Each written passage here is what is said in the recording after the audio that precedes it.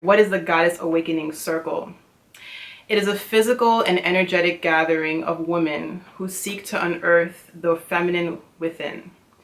It is an aligned moment where our primordial power as women may be rejuvenated and honored. I think it's important to first understand what it means when we see the words divine feminine. What exactly is it, and who are the divine feminines? And where is this energy sourced from?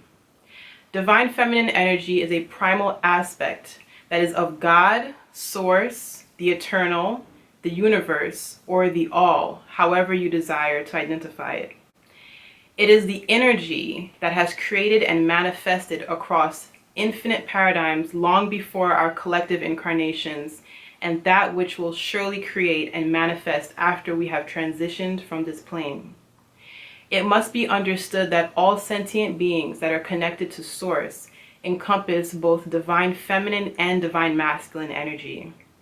However, it is at the time of the soul's agreement that we choose our selected vessels for the plane that will allow us to physically express the desired principal energy we would like to experience. The divine feminine is expressed through creative, nurturing, emotional, intuitive, compassionate, forgiving, cyclical, receptive, magnetic, sensual, flowing, and healing energy, just to name a few.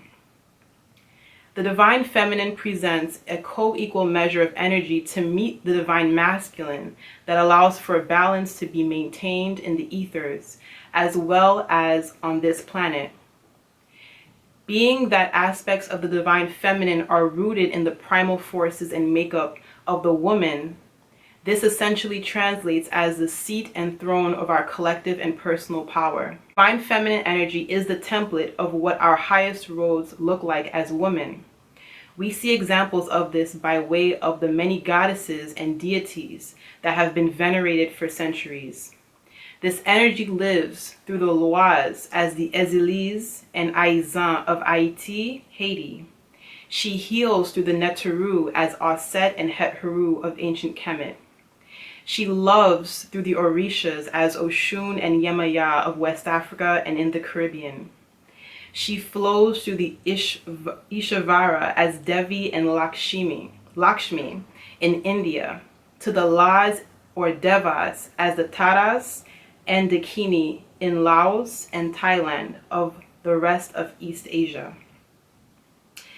And we see the divine feminine heal and divine through our medicine women, mumbos, shamanesses, and sangomas. She reminds us of our sensual and sacral natures through our tantric priestesses and sacred dancers. We see her assist in bringing forth new life through our doulas, sacred songstresses, and artists of all disciplines.